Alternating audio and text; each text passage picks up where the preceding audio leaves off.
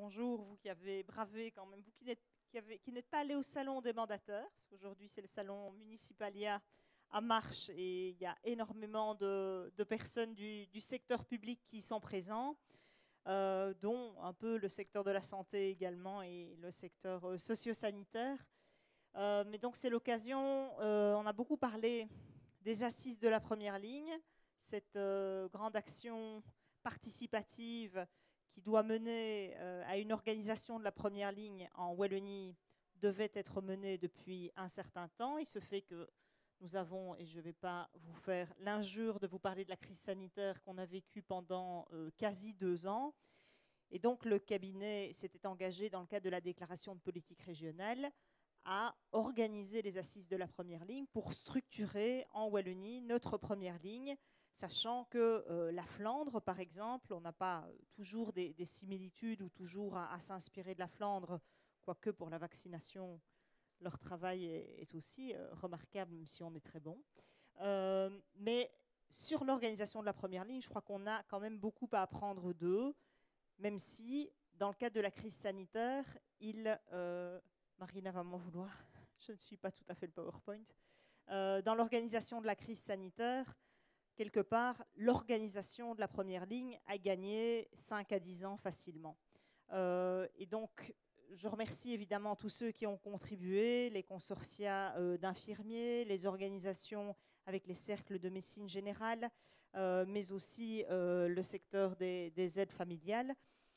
On a besoin d'avoir des connexions et de sortir du secteur hospitalo-centré dans lequel la Wallonie est ancrée, et ce n'est pas la seule d'ailleurs région à être développée autour de son réseau hospitalier, mais le fait de réseauter, le fait d'organiser la première ligne, le fait de pouvoir mieux se structurer, mieux se parler, se concerter entre les professionnels de la première ligne va assurément augmenter la qualité du suivi des patients et va contribuer aussi à une prise en charge plus rapide et une détection plus précoce et donc un gain en termes de suivi, en termes de qualité de vie, en termes de prise en charge, en termes aussi de moyens financiers. Alors, Marina Libertio, qui est au cabinet, a beaucoup travaillé sur la préparation des assises de la première ligne.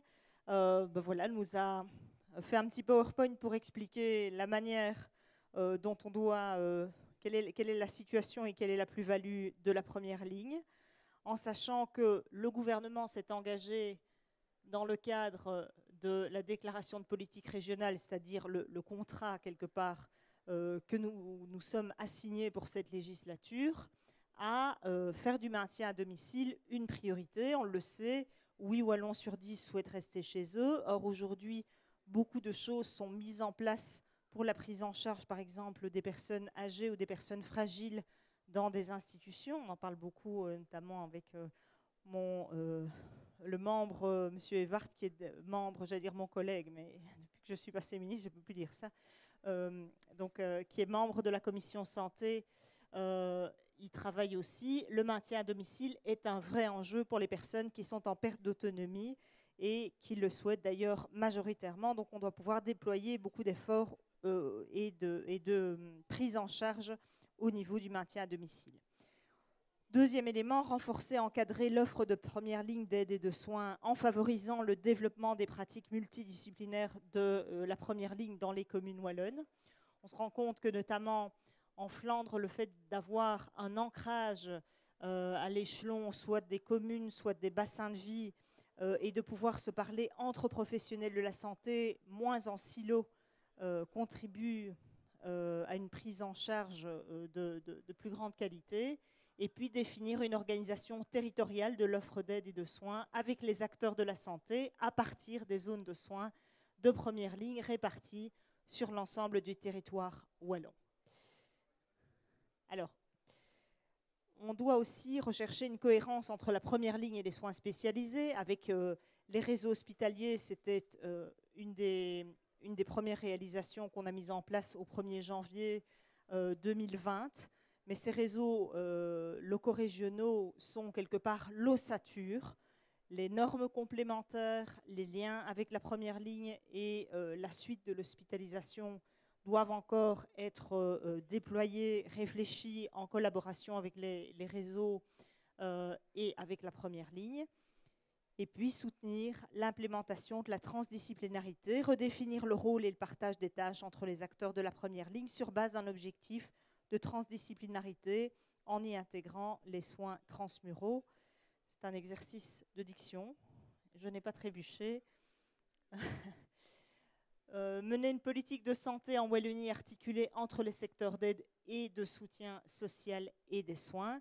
Et donc concrètement, comment est-ce que ça va se dérouler dans la méthodologie et dans l'organisation de nos travaux? L'objectif, c'est, on lance aujourd'hui quelque part symboliquement, en tout cas on explique le modus operandi pour les assises de la première ligne, en sachant que nous allons consulter le monde de la santé, faire une sorte de plateforme collaborative où on va associer des dizaines de milliers de travailleurs du secteur des soins, les prestataires de soins, les représentants des professions de la santé, mais aussi, et c'est important, les patients qui sont directement impliqués et à qui on doit pouvoir donner la parole, parce qu'évidemment, on ne pourra pas organiser de première ligne sans prendre en considération cet aspect, les aidants proches et les organismes assureurs que sont les mutuelles. Et puis, deuxième phase, je la définirai un peu plus loin de manière plus longue, les ateliers participatifs de la santé avec des conclusions. En fait, ce sont des ateliers, des groupes de travail où on va réunir un certain nombre de, tous ceux et celles qui sont des professionnels de la santé de leur secteur pour aborder les problématiques qui sont dégagées ou qui seront dégagées de la plateforme collaborative avec des ateliers spécifiques. Il y en aura au moins 6 axes. Et puis la phase la plus importante, c'est de pouvoir transformer toutes ces idées en réalité et donc de faire en sorte que nous puissions, à partir des idées que nous aurons recueillies, concrètement faire les décrets, les dispositions légales et les moyens nécessaires, même si dans le cadre du plan de relance, nous avons déjà eu l'occasion de pouvoir débloquer des sommes considérables pour la communication, pour l'e-santé, pour l'organisation de la première ligne. Et donc nous espérons qu'avec ces priorités d'ores et déjà et les moyens qui sont inhérents et qui ont été validés par le gouvernement wallon, on pourra mettre en place une politique de la première ligne digne de ce nom. Alors, de manière un peu plus détaillée maintenant, mais sans vous assommer, ce questionnaire en ligne est un questionnaire qui est élaboré par la VIC, que je remercie. Il y a d'ailleurs 2 personnes responsables, en tout cas qui vont suivre. Il y a beaucoup de gens responsables à la VIC, mais il y en a 2 particulièrement qui vont suivre l'organisation et la prise en charge de ces assises de la première ligne. Et c'est un vrai enjeu, donc je les remercie pour leur implication, appuyée par la PPLW et l'aide au réseau et l'aide du réseau de santé wallon. Alors, qui est concerné? Les prestataires de soins, je l'ai dit, les patients, en tout cas les représentants des patients, les bénéficiaires, les représentants des aidants, les organismes mutuels. Ça veut dire, grosso modo, 75 000 personnes. Et donc, notre responsabilité, ce sera de faire connaître, de s'assurer que les professionnels concernés, que les organismes représentatifs puissent faire circuler au maximum ce questionnaire qui devrait être rempli en 15 minutes, mais qui permettra vraiment d'être le terreau à partir desquels on va pouvoir faire émerger ce qui semble pour le terrain, pour les professionnels, pour ceux et celles qui sont concernés au quotidien, une crédibilité, une solidité, une robustesse dans les lignes directrices que devra constituer ces assises de la première ligne.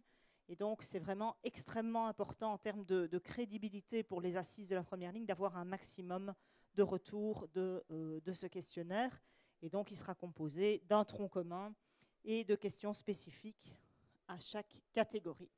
Ensuite, on a dans cette plateforme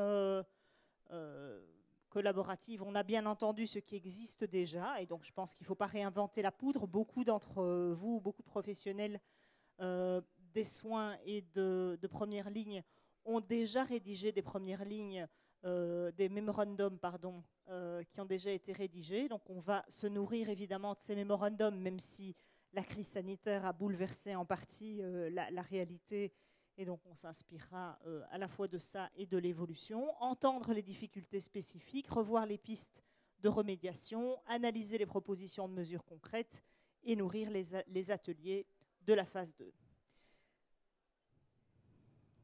Ensuite, 6 axes fondamentaux sur, je vous ai parlé tout à l'heure des groupes de travail, la gouvernance, le financement, le maillage territorial, l'offre de services, sachant que maillage territorial et offre de services sont intrinsèquement liés, l'articulation et la communication, et puis tout le volet e-santé qui a aussi, lui, fait l'objet de financements spécifiques et d'engagements dans le cadre du plan de relance, à la fois du plan de relance européen et wallon.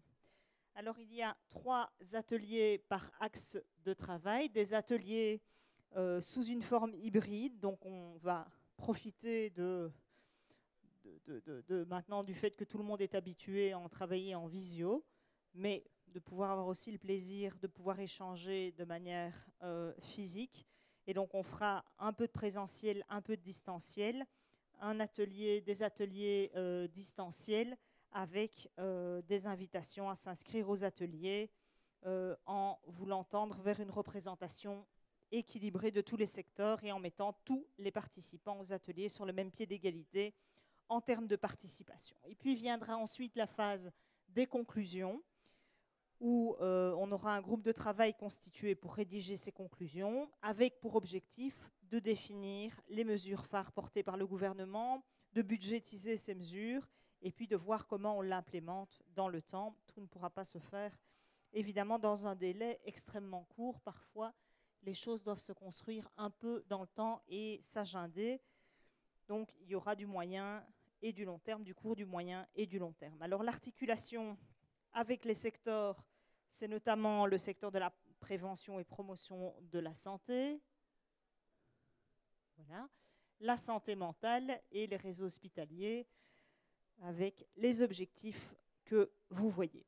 Voilà, donc nous allons de cette manière-là pouvoir organiser ces fameuses assises. Il aura fallu attendre, mais quelque part, profitons de la crise sanitaire, elle nous aura au moins aidé à pouvoir organiser la première ligne, je dirais, sur le terrain, dans l'urgence, mais avec créativité, avec aussi énormément de personnes qui ont réussi à structurer la première ligne. Je pense aux pharmaciens, je pense aux médecins, au secteur des aides familiales, à toutes les personnes à qui on a demandé de se mobiliser pour trouver des solutions, notamment avec la création des centres de vaccination, des centres de testing, toute l'information qui a été nécessaire à travers les cercles de médecine générale et tout le déploiement entre les maisons de repos qui étaient finalement si éloignées, en tout cas pour une grande partie d'entre elles, de l'expertise des hôpitaux.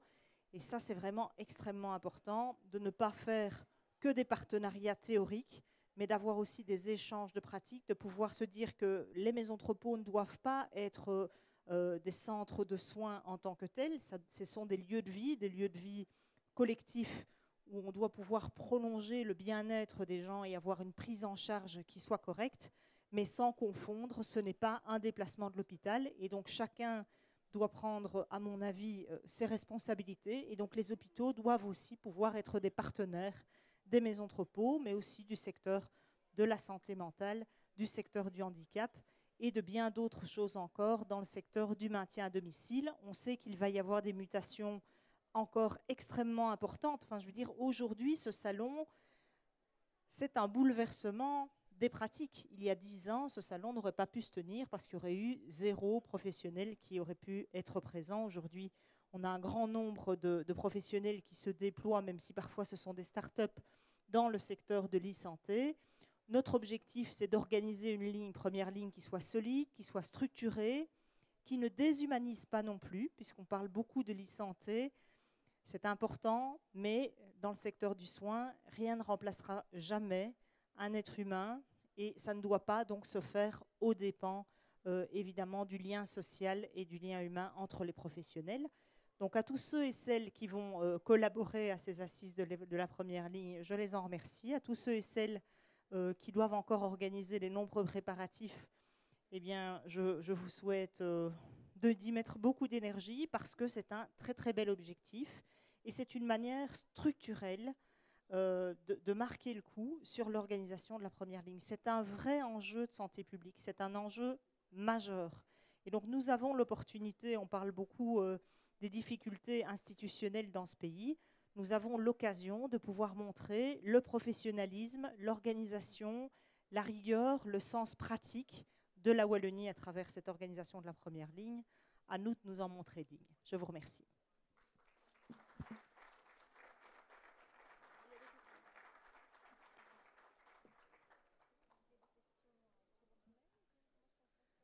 Alors,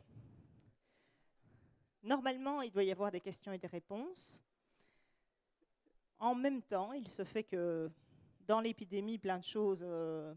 D'ailleurs, je suis étonnée que tu sois présent, puisque nous devrions être au Parlement pour le moment pour le débat qui s'organise en urgence, en plénière, sur le Covid Safety Kit.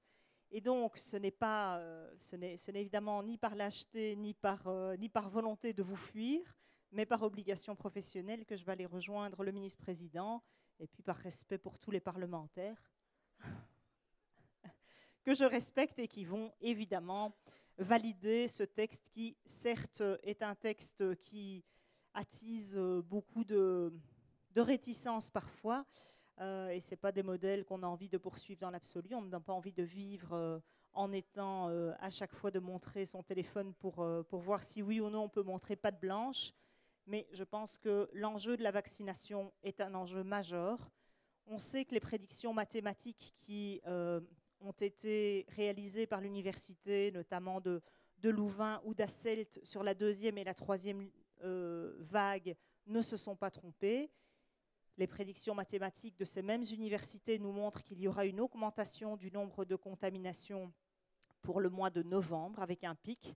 Et donc, il y a un enjeu de pouvoir poursuivre la vaccination ou bien de pouvoir continuer la reprise et la normalité de la vie sociale en étant soit vacciné, soit en contrôlant qu'on n'a pas le Covid. Et donc, cette mesure-là est une corde de plus à notre arc pour essayer de retrouver le plus rapidement possible une vie sociale, une vie culturelle et la liberté à laquelle nous aspirons tous. Je vous laisse donc avec Marina Libertio, avec évidemment Yolande Usden, avec Brigitte Bouton, avec les équipes de la VIC pour la poursuite. Je vous remercie.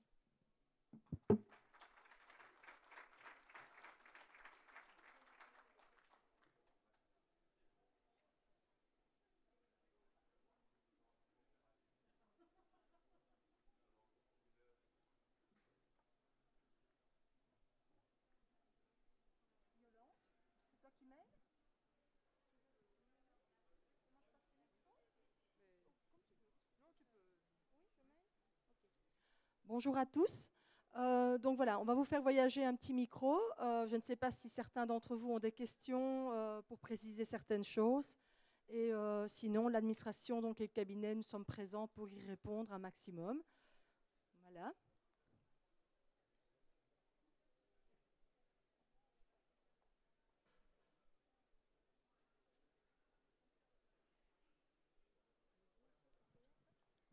C'est bon.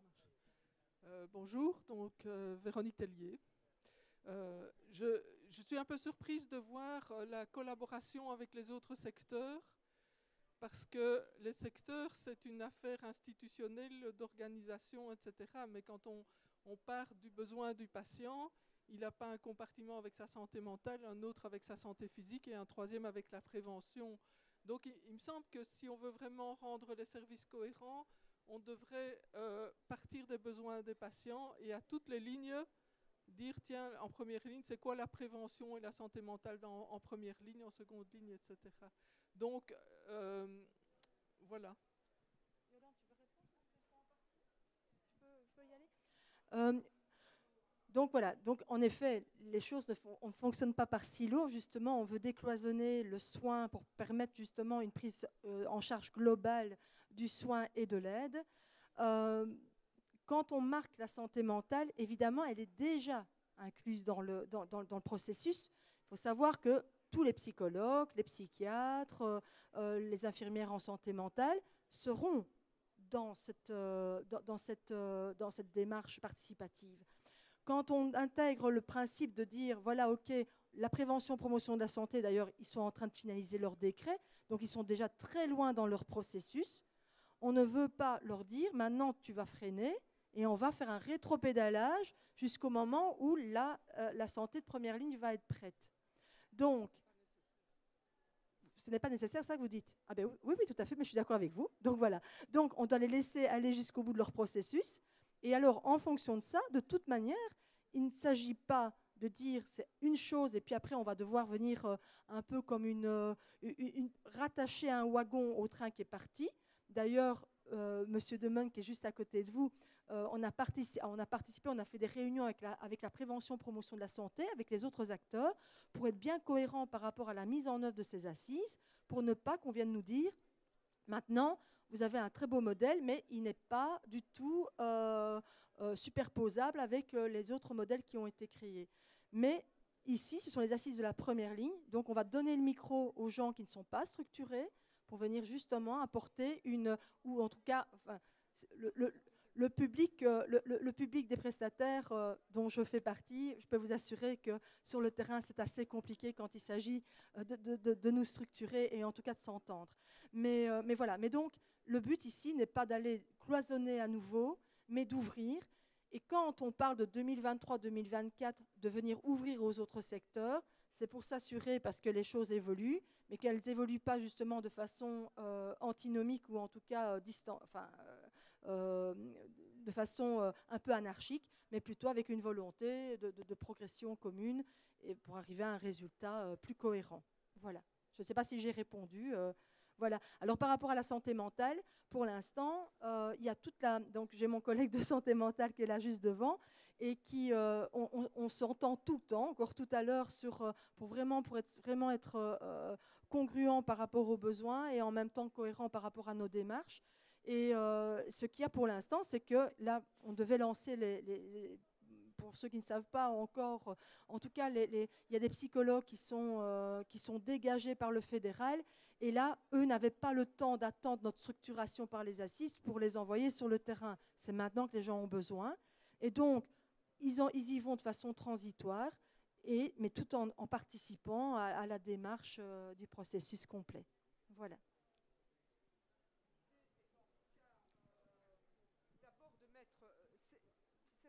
La première ligne.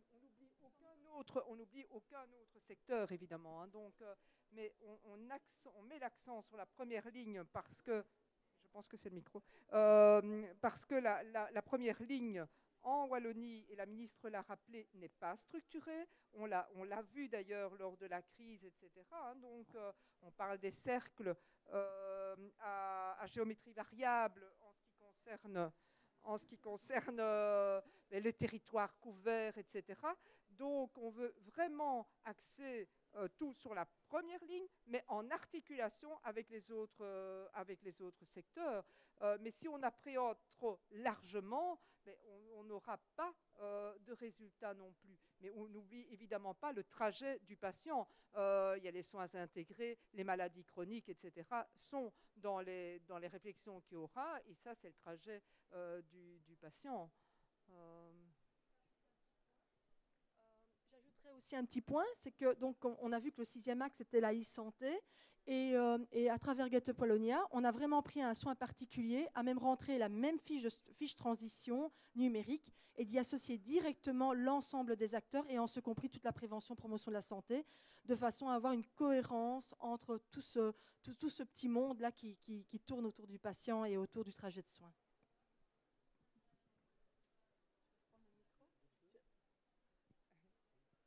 Merci. Je suis très content de savoir qu'on veut s'occuper des personnes à domicile.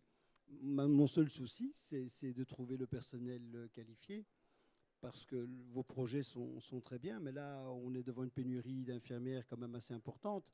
Ou alors, il faut réorganiser avec du personnel soignant autre, et peut-être inventer peut-être d'autres formations, peut-être dans l'accompagnement. Parce que le domicile, effectivement, quand on voit un petit peu les statistiques, on parle que les personnes de plus de 65 ans, moins de 10% vivent en maison de repos. Donc, ça veut dire qu'il y a une grande partie des personnes qui vivent à domicile, effectivement. Et ces personnes vivent de plus en plus vieilles, donc, effectivement, avec les maladies du grand âge. Il faut les accompagner à domicile. Mais encore, faut-il trouver les bras. Et ça m'inquiète quand même un peu. Oui, ben, là, si tu veux faire... En ce qui concerne les bras, on en est évidemment bien conscient, mais donc tout ce qui est l'attractivité de la profession, comme vous le savez, et je ne veux pas parler des problèmes institutionnels, mais on essaie aussi de régler les problèmes au niveau wallon. Et en faisant alors remonter les problèmes plus institutionnels qui dépendent du fédéral vers le fédéral. Donc au niveau de la formation des infirmières, au niveau de la délégation des actes, parce qu'il y a ça aussi. Si on prend par exemple, je prends l'exemple de la Suède, c'est le pays où il y a le moins de lits hospitaliers par 1000 habitants. On pourrait se dire il y a beaucoup plus de médecins traitants. Si vous regardez les statistiques de l'OCDE, il y a moins de médecins généralistes aussi. Le système est basé sur des infirmières et des délégations d'actes à d'autres personnes. Mais ça demande évidemment, ça dépasse la compétence au niveau régional. Il faut faire remonter cela au niveau du fédéral, parce que tant la loi, l'arrêté 78, donc la loi du 10 mai 2015, que tout ce qui est délégation, etc., dépend. Et là, tout le plan attractivité qui est à l'heure actuelle pensé, je pense, au fédéral avec les partenaires sociaux, etc., ben, font partie aussi de cela, l'attractivité pour les infirmiers, la pénurie pour les médecins, mais ça échappe un petit peu à nos compétences directes. Oui, et la task force, et ça c'est au niveau fédéral, plus des groupes de travail auxquels on participe. Il y a une task force avec les syndicats, oui, et alors il y a des groupes de travail auxquels on participe. Mais donc cela, on en est vraiment bien conscient. Je vais compléter. Donc, en effet, il y a une task force fédérale dans laquelle on participe. Sur la thématique, c'est la pénurie du personnel soignant, donc on est vraiment là-dedans. Et donc, on est en train de revoir à la fois la formation de base, à la fois la délégation, comme Madame Husden vient de l'expliquer, et on travaille à la fois avec les secteurs. Donc, il y a des groupes de travail qui sont en train de, pour l'instant, on les a mis en œuvre pour questionner à la fois le monde de l'enseignement. Donc, il y a également des enseignants qui sont autour de la table, des infirmiers spécialisés et non spécialisés. Enfin, l'infirmier, on va dire le bachelier. On a les brevetés, on a essayé vraiment d'aller toucher. Et alors, il y a tout l'aspect, et là, on l'a vécu pendant la crise Covid, on a dû à un moment donné réfléchir à quel est le profil d'une infirmière, quelles sont ses missions, et quelles sont les missions qu'on peut déléguer à d'autres profils. Et c'est comme ça, d'ailleurs, j'en profite pour le dire, c'est qu'on a eu une très belle collaboration avec le Forum pendant la crise pandémique, où on a créé, en un mois, on a fait des formations coup d'éclat, où on allait chercher du personnel pour former à des petites missions du genre mobiliser les gens pour les rendre, pour les mettre pour les déplacer vers le jardin, enfin toutes les choses qui ne nécessitent pas nécessairement du personnel soignant, pour justement en plus aller chercher du personnel, des gens qui étaient présents mais qui n'avaient pas d'emploi. Donc voilà. Donc le but est vraiment d'aller identifier tous les besoins et de pouvoir y répondre. Mais voilà, maintenant, les choses, c'est aussi dans la durée. On hérite de plusieurs années de sacrifices demandés au secteur. Donc voilà. À une aide-soignante ou autre chose, ça doit aussi, et Paul le sait, il y a eu le projet, mais qu'on doit voir un petit peu ce qu'on en fait aussi, d'Impulseo à l'époque 4 ou autre chose, donc la délégation des médecins vers des infirmiers pour le suivi des maladies chroniques ou autre chose, donc voir aussi cette étude, ce projet pilote cette recherche-action qui avait été effectuée, voir maintenant ce qu'on en fait ou autre chose dans le cadre du suivi des maladies chroniques ou autre chose. C'est une délégation au-delà du simple personnel infirmier et soignant. Donc c'est toutes les délégations, psychiatres, psychologues, médecins, infirmiers, dans une équipe multidisciplinaire, délégation dans une équipe multidisciplinaire qui est structurée. Merci, monsieur.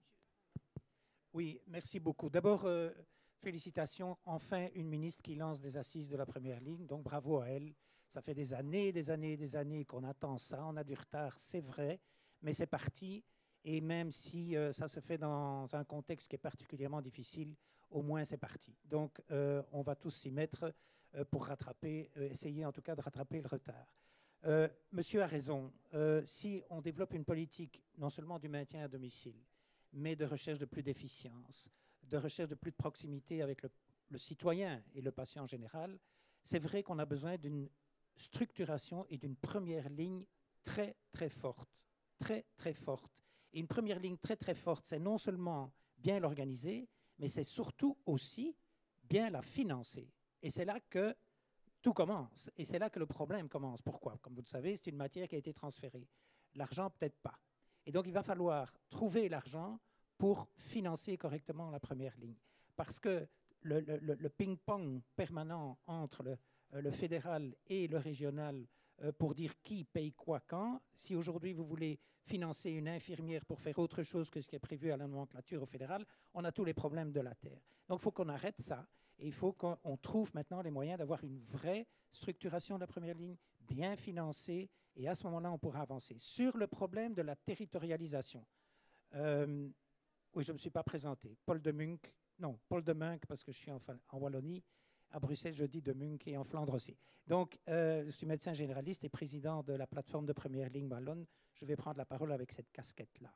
Et donc, ce que je veux dire, c'est que le problème de la territorialisation, la ministre en a parlé, Marina aussi, c'est vrai que c'est dommage qu'on doive tout faire en décalage dans le timing, dans le calendrier, avec l'organisation de la santé mentale d'une part, certaines organisations territoriales autres, les cercles, les OST maintenant avec la pandémie, les RML, enfin j'en passe, et il y en a encore d'autres, les CIST, etc., etc.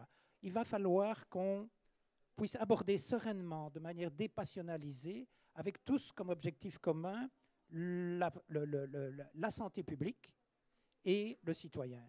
Et à ce moment-là, de revoir peut-être un peu comment on peut réorganiser tout ça. Mais ce ne sera pas facile. Et moi, je suis optimiste, mais réaliste. On n'aura pas une structuration de la première ligne définitive en 2022. Je ne me fais aucune illusion, même si c'est à l'agenda politique. Tant mieux si on a les premiers pas.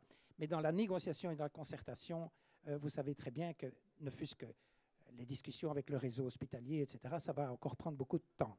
Voilà. Parce que le réseau hospitalier aussi, contrairement à ce que je croyais, je pensais qu'en Flandre, les zones de première ligne étaient bien calquées sur le réseau hospitalier. Ce n'est pas du tout vrai. Et donc, peut-être qu'on ne doit pas se braquer là-dessus, je pense, hein, qu'on doit continuer à avancer sur c'est quoi une zone de première ligne de soins avec l'existant en première ligne, et puis de voir comment on peut, comment dirais-je, harmoniser tout ça avec l'existant. Mais à un moment donné, il faudra des arbitrages, et à un moment donné, les gens devront dire, bon, OK, il va falloir peut-être un peu lâcher notre précaré et nos prérogatives pour agir dans l'intérêt commun. Mais ça ne va pas être facile, mais c'est ça qui est gai, hein, c'est que ça va débattre parfois chaudement, mais voilà, au moins on commence et bravo.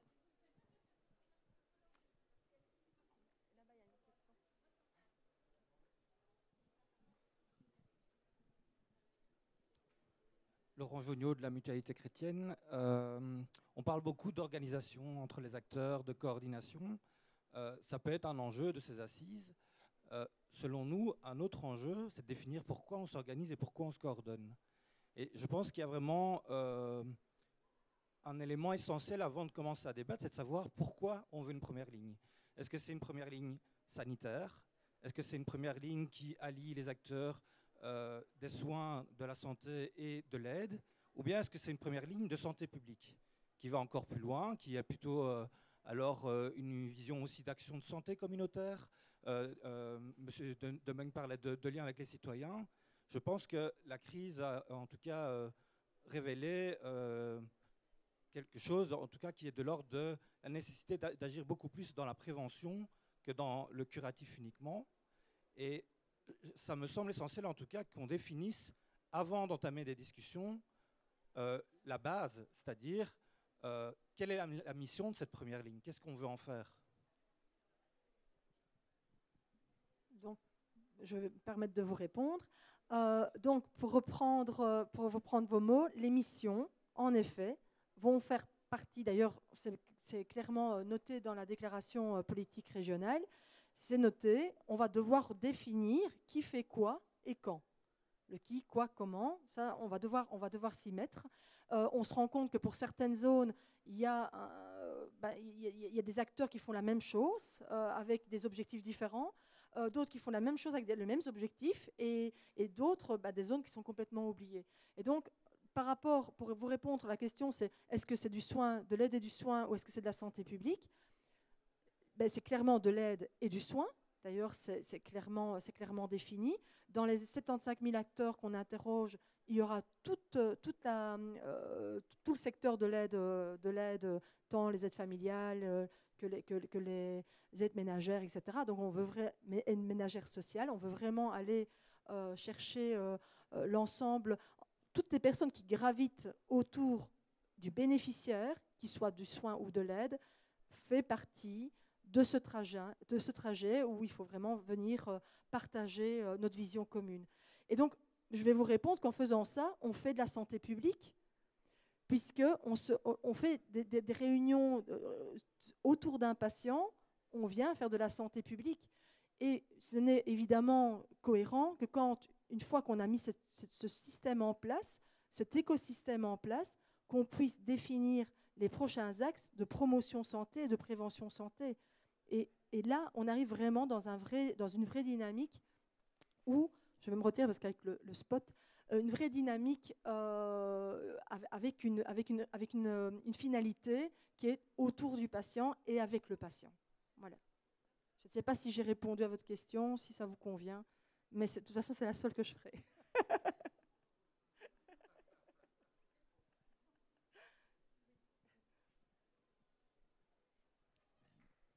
Mais c'est pour un peu répondre aussi à un monsieur, parce que c'est vrai qu'on a le qui, quoi, comment, et c'est vrai que vous posez la bonne question du pourquoi. En fait, le pourquoi on le fait, je pense que, et ça va être, allez, il faudra garder bien ça en tête, le pourquoi c'est pour la santé du patient en tant qu'individu, mais aussi en tant que collectivité. Et je pense que c'est le pourquoi qu'on va devoir. Après, ça ne va pas être évident, comme Dr Deminck disait, on va être confronté à plein de territoires.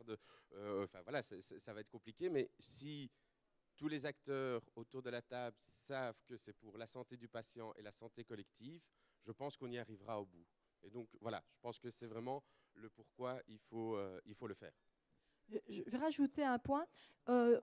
Juste avant la pandémie, il y avait la Share Beehive qui a aidé notamment dans l'élaboration du questionnaire. Et la Share Beehive avait un quadruple aim. Il y avait améliorer la qualité de vie du patient, améliorer la qualité du soin, améliorer les ressources et ensuite améliorer la vie du professionnel. Et ils avaient rajouté un 5e point, un 5e objectif qui était celui de l'enseignement. Mais voilà, et je pense que c'est ce qui doit nous animer tous à travers ça, c'est vraiment, quand on prend soin des soignants, on prend soin du patient, et bien prendre soin du patient, ça veut dire aussi qu'on prend soin aussi de la collectivité et performer dans l'utilisation des ressources, qu'elles soient financières ou des ressources humaines. Voilà.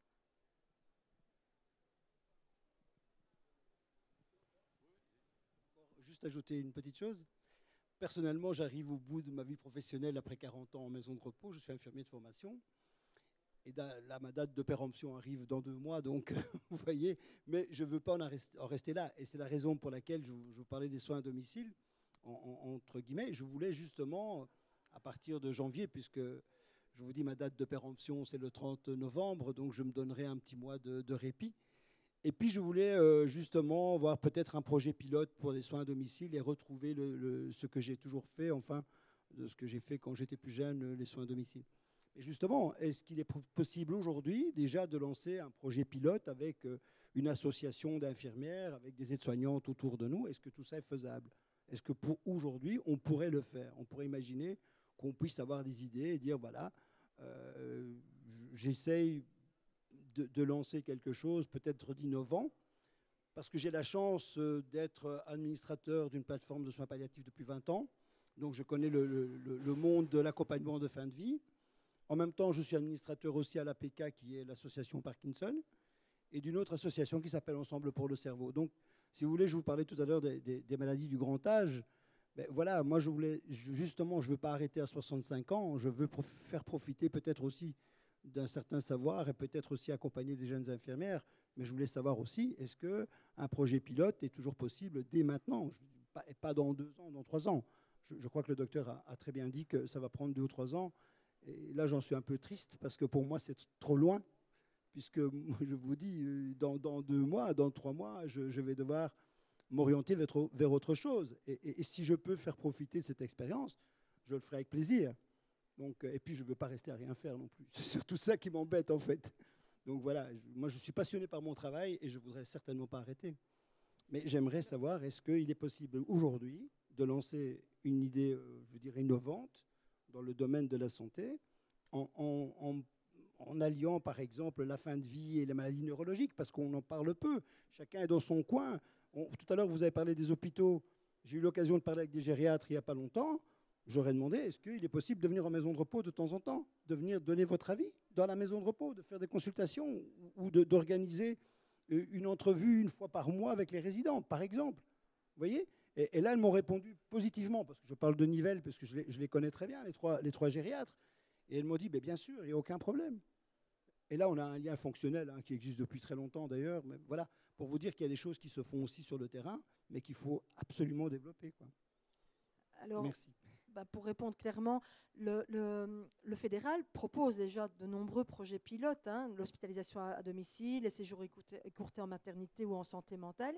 Donc déjà, je vous invite déjà à regarder régulièrement ce que le fédéral sort comme proposition. Ensuite, au niveau régional, on essaye justement d'harmoniser l'ensemble de ce qui existe. On va déjà devoir déstructurer. Si vous venez avec un nouvel outil, une nouvelle, ça va arriver comme une grosse verrue au niveau du visage, et on va se dire, ah ben oui, il faut absolument qu'on puisse accorder avec ce nouveau, oui, peut-être que c'est peut-être pas élogieux, mais c'est l'image qui m'est venue. Mais, et donc, c'est revenir, remettre de la complexité là où on essaye déjà d'un petit peu de favoriser les échanges entre secteurs, et surtout en intra-sectoriel, mais en interdisciplinaire. Donc, voilà, donc là, ici, maintenant, libre à vous de vous lancer dans des projets. Je pense qu'on a tous été, ou quasi, les initiateurs de certains projets, et on peut les porter, vous pouvez les porter. Maintenant, ici, clairement, il faut laisser le temps au temps, et maintenant, on est vraiment au démarrage de ces assises. Laissez-nous le temps quand même, malgré tout, de mettre les gens autour de la table et de voir ce qu'il y a lieu de faire. Parce que ce qu'il y a surtout, c'est que les assises vont aussi rendre visibles des choses qui existent et que la plupart ne connaissent pas, ou dans l'entre-soi. Et donc ça, c'est aussi important, c'est qu'on va mettre la lumière sur tout ce qui existe et sur des gens qui travaillent un peu dans l'ombre, et on va un peu valoriser leur travail qu'ils font au quotidien. Donc ça, pour moi, c'est un élément important aussi à prendre en compte. Projet pilote sur la prise en charge des soins. Donc, autre chose, ça n'est pas possible dans l'état actuel. Je ne veux pas remettre les problèmes institutionnels sur la table, mais donc, si c'est vraiment un projet pilote, c'est pour ça d'ailleurs que toutes sortes de projets pilotes existent au niveau fédéral, dans le cadre de l'hospitalisation à domicile, dans le cadre des soins intégrés, qui courent toujours, qui avaient été lancés du temps de bloc et qui continuent et qui seront évalués, parce que ça c'est aussi autre chose. Mais donc, au niveau de la région, c'est plus au niveau de l'organisation et autres qu'on pourrait voir dans un deuxième temps les projets, mais pas du tout au niveau des soins. Donc, en principe, on n'est pas compétent pour les soins. Bon, on est en Belgique, donc on est obligé de faire avec. Donc, moi, j'ai envie de dire à monsieur aussi, attention, donc, il y a énormément de choses qui se passent dans les projets pilotes maladies chroniques au niveau wallon actuellement, pour ne parler que du niveau wallon. Énormément de choses, y compris sur l'organisation dans le contexte. Oui. collaboration interdisciplinaire, transdisciplinaire, il y a plein d'idées, il y a plein de projets, etc. C'est vrai que c'est financé par le fédéral. Ce n'est pas grave. Et nous, on va se battre pour que ça continue à être financé. Mais ça ne veut pas dire qu'à l'intérieur de ces projets pilotes qui sont sur un territoire et qui agissent sur un territoire donné, on ne peut pas innover pour mieux organiser demain les soins de première ligne au niveau local, dans le cadre de ces projets pilotes aussi. Ces projets pilotes vont pouvoir, j'en suis convaincu, apporter beaucoup dans les assises et nourrir beaucoup dans les réflexions et le partage des collaborations, par exemple. Donc, ce n'est pas grave que ce soit financé par le fédéral. Et on va demander que le fédéral continue, d'ailleurs. Parce que si ça ne continue pas, ces gens auront bossé et on aura créé des synergies entre des patients, entre des professionnels, etc., pour rien, si ça s'éteint comme ça. Donc, voilà, moi, je suis plutôt optimiste. On va se battre pour, parce qu'on siège là, et on se battra pour que ça continue. Mais bon, voilà. C'est juste pour dire que ça ne sert à rien de créer trop de choses un peu partout, etc. Parce qu'il faut rendre tout ça pérenne. Donc, il faut un financement structurel solide pour rendre ça pérenne et pour capitaliser sur plusieurs années, hein, parce qu'on ne parle pas de 1 ou 2 ans. Hein.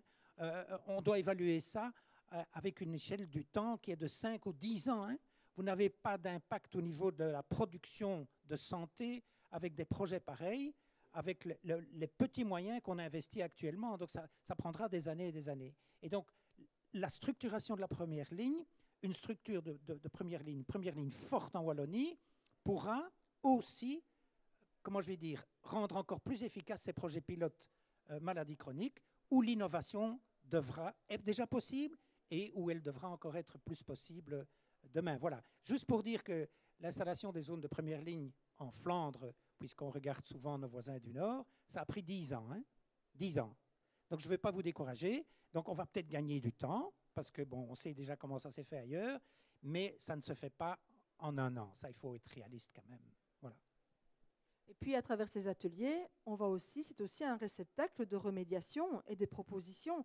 Donc, c'est de se dire, voilà, qu'avons-nous, comment peut-on organiser mieux, plus efficacement autour du patient. Et donc, évidemment, que des idées vont certainement naître. Et voilà, le but, ce sera après de réfléchir et de voir. Mais une chose est certaine, c'est qu'on va vers un maillage territorial optimal. Donc, les projets qui touchent une toute petite zone wallonne, il faut bien se rendre compte qu'elle va devoir être répartie sur l'ensemble du territoire, parce que pour l'instant, c'est beaucoup trop hétéroclite l'offre qui est proposée sur le territoire, et qu'un citoyen à Tournai n'a pas les mêmes avantages qu'un autre à Virton ou encore celui du centre de Liège. Et donc là, il faut vraiment que chaque Wallon puisse bénéficier de toute l'aide et de tout le soin dont il mérite. Voilà. Je pense que oui, hein. Oui, voilà. Voilà, le débat évidemment mérite d'être continué, mais pendant les assises. Voilà. Ici, on a malheureusement l'obligation de devoir libérer la place. Donc, merci à toutes et toutes pour votre participation et à bientôt donc, sur cette réflexion sur le lancement de la première ligne de soins. Merci.